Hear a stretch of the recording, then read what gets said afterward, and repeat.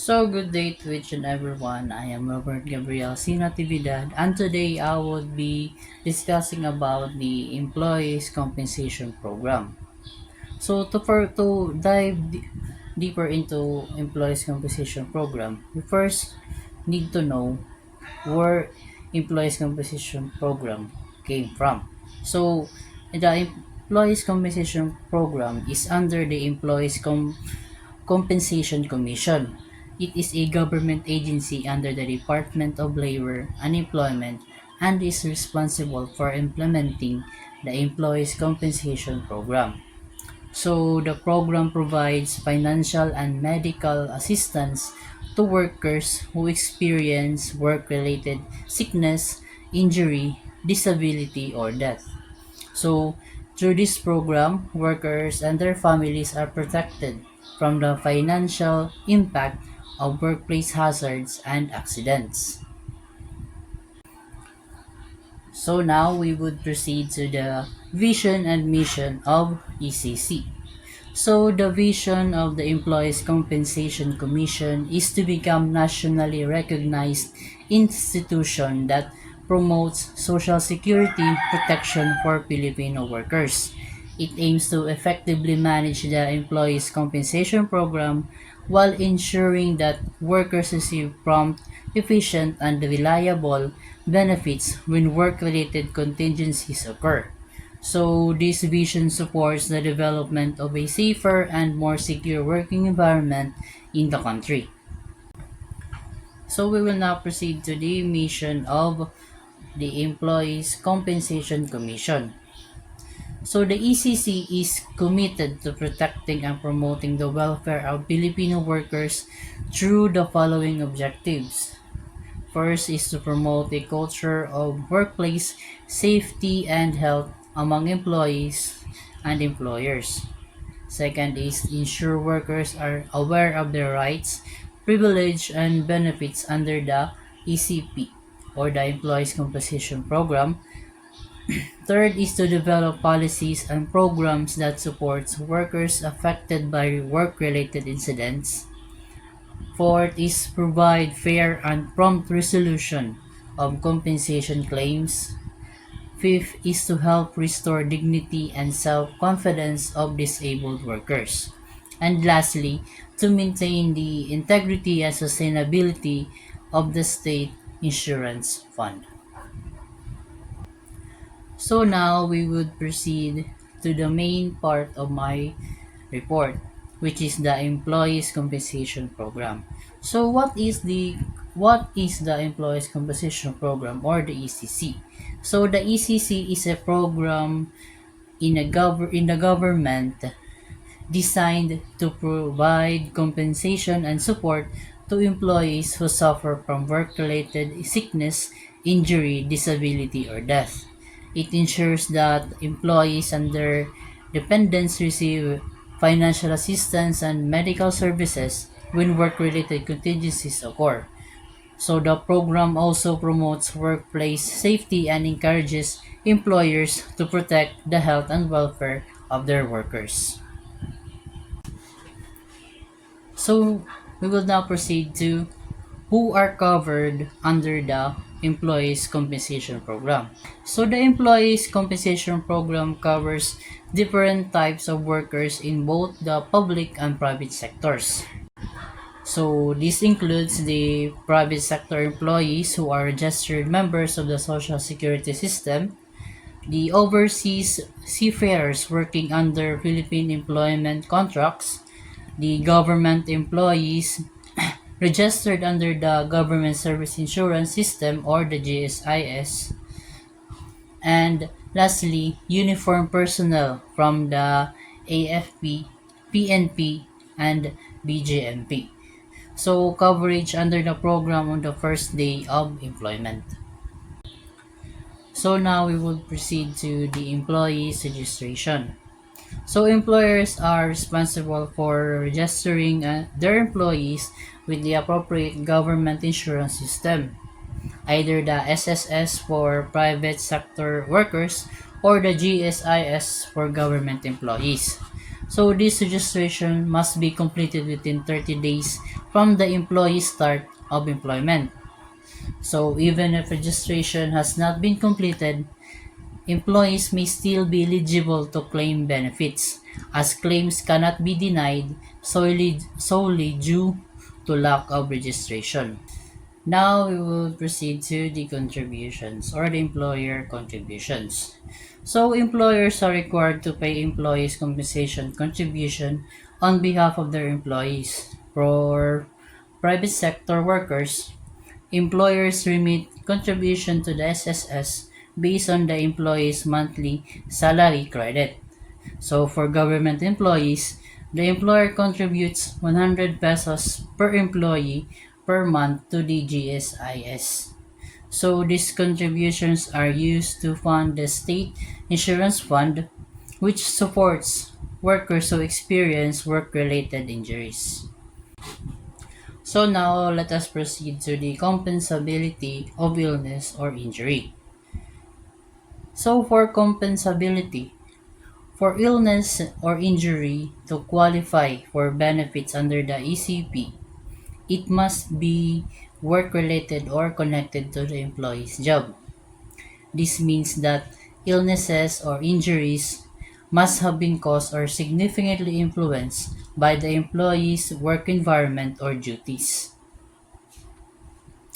So the two main types of compensable conditions are the occupational diseases and the work-related injuries. So for the occupational diseases, it is illnesses that develop as a result of exposure to hazardous conditions in the workplace. So for a disease to be considered compensable, the employee's work must involve risks that cause the illness. The disease must be result from exposure to those work-related hazards. The illness must occur during the period of exposure. And lastly, the employee must not have intentionally ignored safety precautions. So employees must conduct pre-employment and periodical medical examinations to monitor workers' health. And then for the work-related injuries, it refers to injuries caused by accidents that occur in connection with the employee's work duties. So examples include accidents that occur 1. Inside the workplace. 2. While performing official job functions. 3. Outside the workplace but under employer instructions. 4. While traveling to or from work. 5. During company-sponsored events or activities. And lastly, while riding in a company shuttle service. So these injuries might qualify for compensation if they occur in relation to employment. So now for the exceptions. So excepting circumstances, there are situations where compensation benefits may not be granted under the ECP. These include cases where the injury or illness resulted from first, the intoxication due to alcohol or prohibited drugs. 2. Notorious negligence or deliberate disregard of safety rules. And 3. Intentional acts of self-harm or harming another person. So in these cases, the employee's actions are considered outside the protection of the program. So now we would proceed to the benefits under the ECP or the Employees Compensation Program. So the types of benefits is the Employees Compensation Program provides several types of benefits designed to support workers and their family. So these benefits includes loss of income benefits for employees who cannot work due to disability, medical services to cover treatment and hospital care, carers allowance for disabled pensioners, rehabilitation services under the Kagabay program, death benefits for the beneficiaries of deceased employees, and lastly, funeral benefits to assist families with burial expenses. So we will now proceed to types of disability benefits. The program compensates employees for the loss of earning capacity due to disability. So the three types of disability benefits are as follows. Number one is the temporary total disability. So granted when an employee cannot work for a temporary period, usually not exceeding 120 days. Second is permanent total disability. So granted when an employee becomes permanently unable to work due to severe disability. And third is the permanent partial disability. Granted when there is partial loss or reduced function of a body part. So we would now proceed to the medical benefits. So the ECP or the Employees Compensation Program provides medical benefits to cover the treatment of work-related illnesses or injuries. So the covered services include hospital confinement, surgical procedures, medicines and medical supplies, and the rehabilitation appliances and equipment.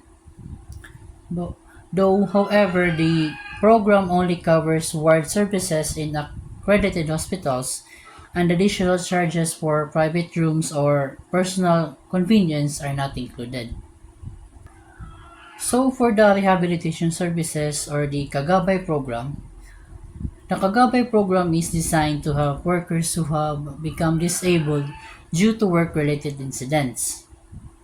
So it provides several support services such as the physical therapy and rehabilitation services, skills training to help workers return to employment, and entrepreneurship training for workers who want to start their own livelihood. So this program aims to help disabled workers regain independence and productivity. So now we would proceed to the death benefits. So when an employee dies but due to a work-related illness or injury, their beneficiaries are entitled to receive financial support. So the benefits include monthly income benefits for qualified dependents, pension benefits for the surviving spouse until remarriage, and lastly, additional pension benefits for up to 5 dependent children. So these benefits help support the family after the loss of the worker. So we will now proceed to the funeral benefits. The program also provides funeral benefits to assist with burial expenses when a worker dies due to a work-related incident. So for private sector employees, the benefit amount is 20,000. So this financial support helps reduce the immediate financial burden on the family. So for the filing of the employees' compensation claims, so to file a claim, employees or their beneficiaries can file claims for the employees' compensation benefits by visiting the nearest SSS or GSIS branch. So the process involves number one, filling out the prescribed employee compensation claim forms. So number two, submitting the required supporting documents. Number three, waiting for evaluation and approval of the claim. So claims must be filed within 3 years for the date of illness, injury, or death. So for the employer responsibilities, employers have several responsibilities under the Employees Compensation Program. So these responsibilities include registering employees GSIS or SSS. So paying required employees compensation contributions on time, ensuring workplace safety and health measures, and maintaining proper documentation of workplace incidents. So failure to comply with these responsibilities may result in penalties, fines, or legal sanctions. Now we will proceed to the employees compensation logbook requirement. So employers are required to maintain an employees compensation logbook that records all workplace incidents involving employees. So the logbook should include first is the employee name, second is date and location of the incident, Third is nature of sickness, injury, or death. And lastly, employee absences related to the incident. So entries must be recorded within 5 days after the employer becomes aware of the incident. So now we have arrived at the end of my discussion on the Employees Compensation Program.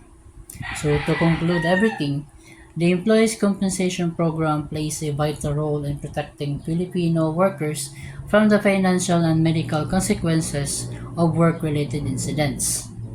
So by providing compensation, medical care, and rehabilitation services, the program ensures that workers and their families receive support during difficult situations.